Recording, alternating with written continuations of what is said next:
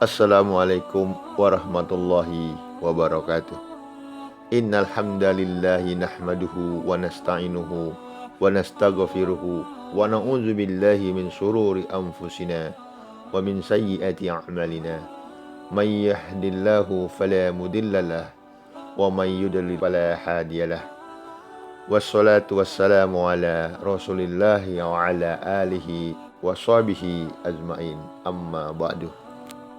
Pertama-tama, marilah kita panjatkan puja dan puji syukur kehadirat Allahu Rabbi yang telah memberikan kita kenikmatan dalam Islam. Amin, amin, amin, amin ya Rabbal Alamin. Juga tak lupa kita panjatkan salawat dan salam kepada junjungan umat Nabi besar Muhammad Shallallahu'alaihi Wasallam. Allahumma sholli ala Sayyidina Muhammad wa ala ali Sayyidina Muhammad, yang telah membawa kita terbebas dari masa kegelapan menuju masa yang gilang gemilang.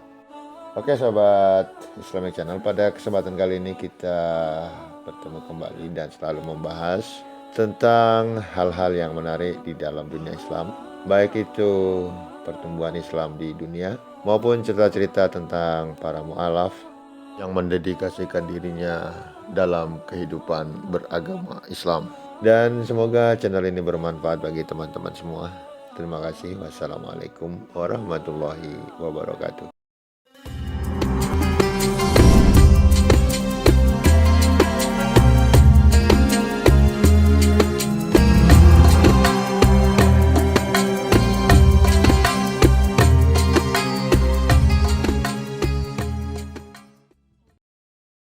My name's Yusuf.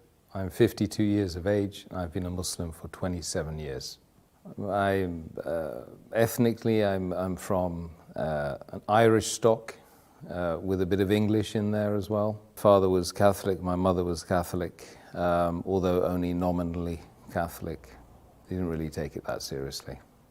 We didn't have any religious upbringing at all, no education in terms of religion. And we lived our lives as we saw fit, as our desires took us, we went. My mother and father used to give me some indications of what is right and what is wrong, but very, very little in the way of religious instruction, so we were free. Basically, I left school at the age of 15. I ran away from home at the age of 15. My father had already left home when I was 4, and the last thing I said to my father was, "Dad, you better leave because my mum doesn't like you anymore." So that was the last time I saw him as a child until I was 24. I went to seek him out after that. That was part of the journey for me to find myself, because once I'd left home, I started traveling a lot. I started broadening my horizons, meeting people. I'd always ask lots of very difficult questions, and usually people would, come back to me saying, "Why do you ask so many questions? You're so annoying. Get out of here," But I kept asking questions because my idea was that I'm on this amazing journey with thousands of people around me, millions of people around me, and I should be asking them, like they should be asking me, what's it all about? Where's this journey taking us? Has someone got a roadmap? Where's the sat nav? So yeah, I spent years and years and years asking and traveling and asking again. And naturally, when I read books on philosophy or religions or the purpose of life, so I started to seek out those people that were writing those books. So I met the Christians, I met the Jews, I met the Buddhists, I met the Hindus, I met everyone apart from Muslims, by the way, because I didn't even know what Muslim was or Islam was at all at that time. I asked the Christian at least once or twice, and they said they didn't know who God was. I met some Hindu worshippers, and they weren't able to answer the simple questions about what the purpose of life was in a very, very simple, easy, understandable, digestible way. So I left them. I met the Buddhists and I started doing Buddhist meditation for at least 3 months. I was doing, and it made me feel good, you know. So I didn't leave off the Buddhist meditation, but I asked the question. I popped the question one day and I said to one of the guys, who happened to be he happened to be white, Buddhist as well. I asked him, what's the purpose of life? So he was stirring his herbal tea at the time, and he got round 15 rounds of stirring, and they tried to answer the question. He said, to contemplate the supreme nothingness. So I said, I'm confused. Confused.com. And he's tried to justify why he had evidently mentioned a contradiction in terms. By any stretch of the imagination, it's difficult to imagine something that's supreme and yet absolutely nothing. So he tried to give me the Golden Sutras, and I started reading that, and I couldn't understand it. I didn't think I was a shallow individual who couldn't understand things, because I'd been reading a lot. I've been reading Tolstoy and Dostoevsky, Russian authors, and very complex materials in order to try and find the purpose of life, not to try and be big and intelligent, you know. And so this book I couldn't understand. So I said, it can't be the truth, because the truth has to be easily understood by most of the people, if not all the people. So I left that. But I continued doing my Buddhist meditation. So I started looking into the Chinese philosophies, started doing martial arts, I started doing Tai Chi. I did Tai Chi for 3 years. And I was still reading, and every ism and every schism and every possible thing which would help me to try and find me, Tim. Who am I? You know. And it was a big struggle, massive struggle. So I went off, and I was told that, you know, the top 5% of the world, they go to university. I got to Sussex University, studying politics and third world development, because that seemed really interesting to me. But it wasn't the paper, it wasn't the subject, it was the fact I was going there with this top 5% of the world sitting with me. So I got there and I was mortally disappointed, because most of them were just out to get drunk and have a hedonistic lifestyle whilst they were away from their family for the first time in their lives. You know. So I was there in the university, and I was pushing, prodding, poking everyone again and again and again, trying to find out what this life is, you know. And 99% of the people just don't want to talk about it. This is what I found. You've got to find the 1%. And when you find the 1%, you don't want to leave them, you know. One day, I had a particular female friend that was told me not to bother calling her the day after, you know.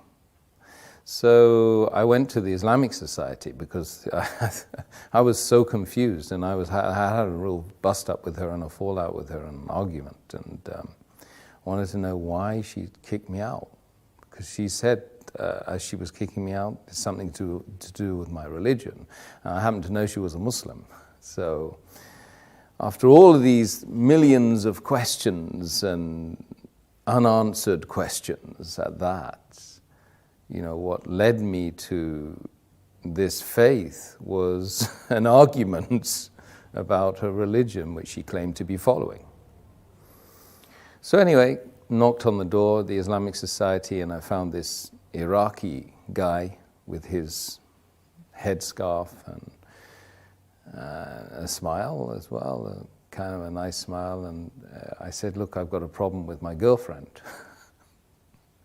So he said, you got a problem with your girlfriend? He said, why? I said, well, she's Muslim and she just told me that she didn't want to, me to come today. So I want to know why.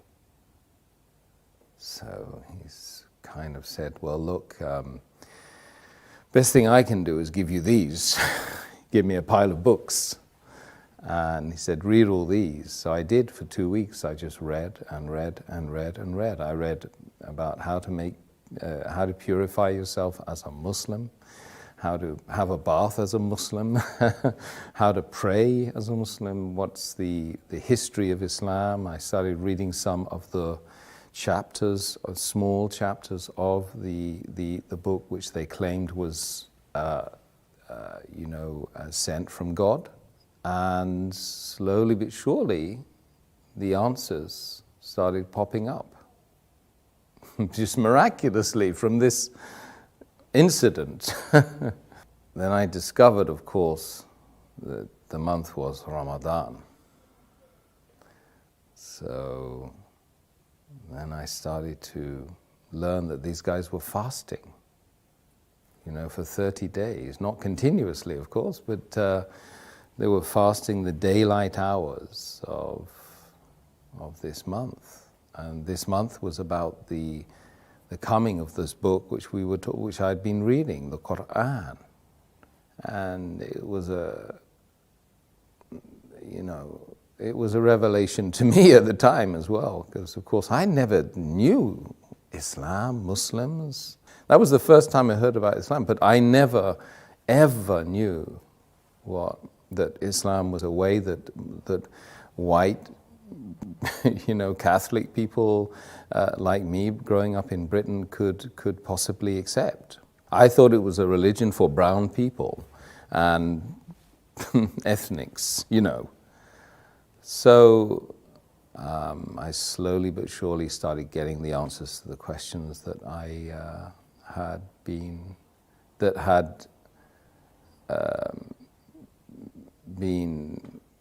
dominant in my life, for that 10 years. And I couldn't sleep. Days and nights would go by where I couldn't sleep.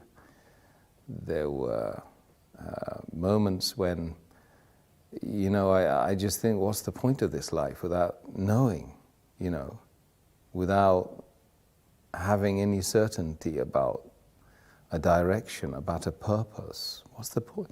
I mean, would anyone go on a journey without knowing the destination, the purpose? Absolutely not.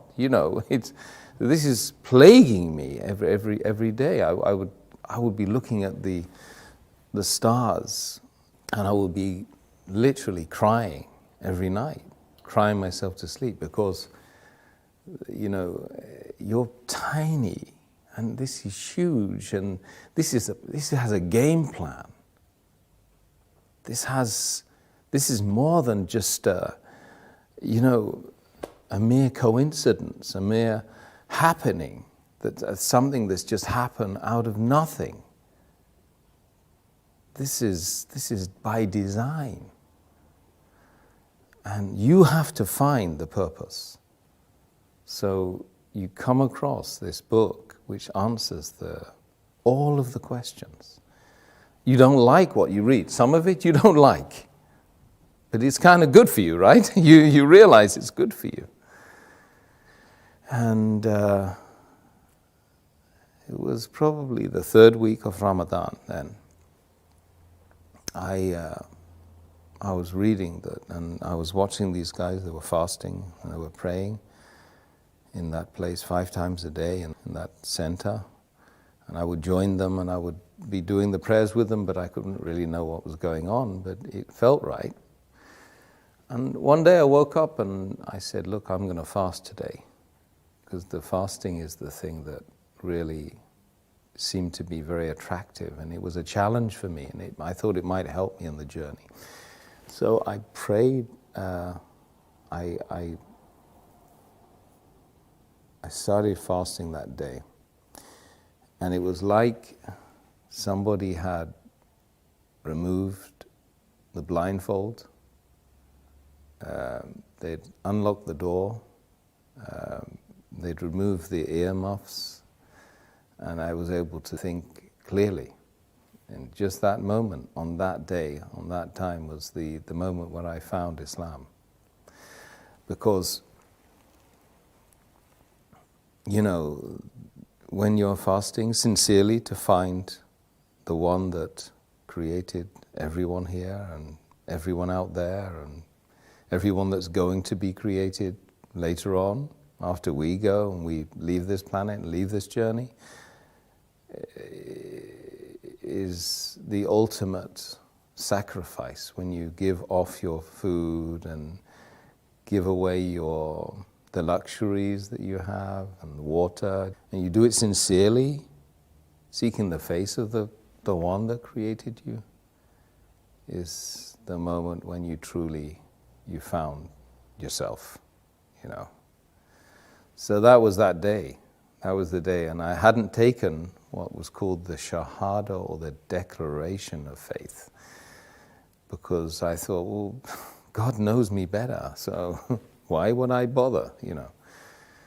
Anyway, I went on right until the end of Ramadan, and one night I was just super aware of myself, of being like needing to get rid of the past and start something new. It just felt like that. So the whole night I was just like, I was making this ritual ablution, you know, watching, because I was reading it all the time in the books I had with me, and trying to get rid of something that was in the past. And then in the morning, very early in the morning, I just walked. I went up and I started looking for a mosque. I went into a mosque. I got to the top of the stairs and the guy grabbed hold of me and said, look, what's going on? What are you here for? Can we help you? I said, yeah, I've just come to embrace Islam. He said, well, we don't know you. I mean, we've never seen you. What do you know about Islam? Well, said, I've been reading about Islam for the last 2 or 3 weeks, in fact, and I've been fasting as well. So they were quite surprised, and they said, well, have you washed? I said, I've been washing the whole night, man. I made the declaration of faith. And then I kind of got hugged by 300 men, you know, and I'd never been hugged by a guy before. Not even my father, I don't think. I remember feeling that it really was a very amazing moment, and it was unlikely that I would feel that way again. That feeling of elation, the feeling of actually I felt very relieved, because imagine spending 10 years searching and searching for something which you don't even know what that is. It's not like you go on, you search for something, right, which you know, and you pretty much know where you drop that thing. So you've got a very small area that you can check, you know, from home to work, back to school. Yeah, I can retrace the journey. But with something like the purpose of human existence in a sea of 8 billion people, with millions and millions of potential miles you need to travel, and that took me 10 years. I was 25 or 26 by the time I embraced Islam, and so the feeling was amazing. It was something which is groundbreaking. And then, of course, ever since, you know, we got all the challenges of being a person who does claim to believe in God.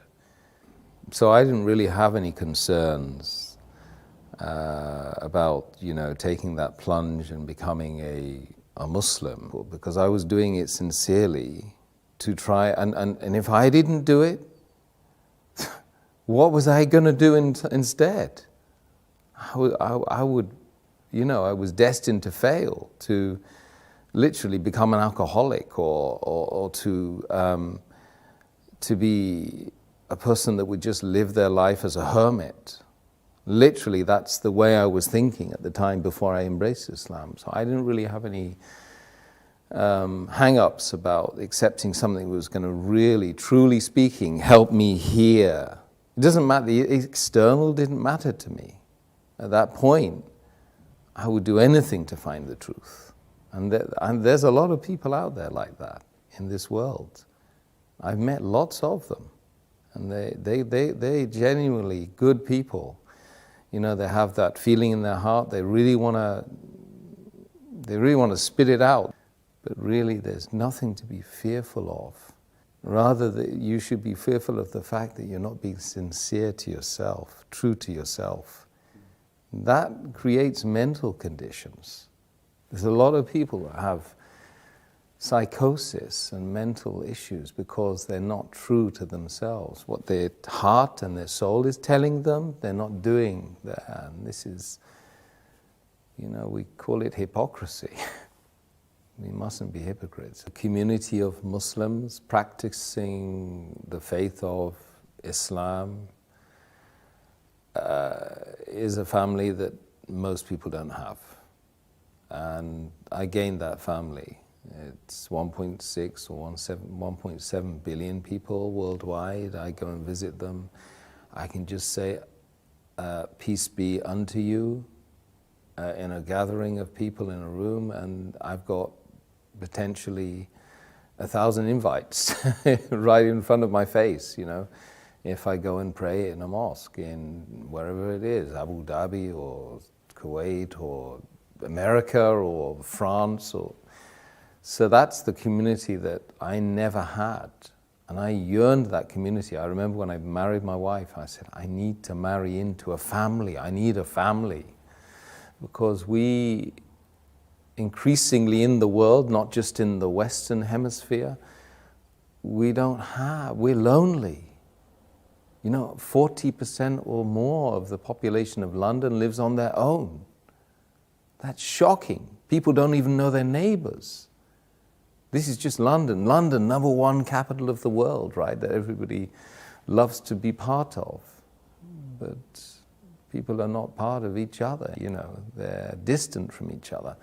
So I believe that the greatest thing that the faith of Islam gave me, apart from the massive direction and being able to have secure in the fact that there is a purpose. I don't need to go out to the pub and get drunk anymore. If I want to get drunk, I just pray. You know. If I want to find direction, I've got the sat-nav. I've got the map. If I want to know anything about the faith, I rest assured I can go to someone who knows about the faith, and they will give me direction as well. And I have that massive, beautiful, unending family. And if you find the right members of that family, then you feel great. Let's just be brutally frank. We need to know who we are, where we're going, who created us. We ask ourselves these questions on a daily basis. Even if we don't vocalize it, we certainly think it.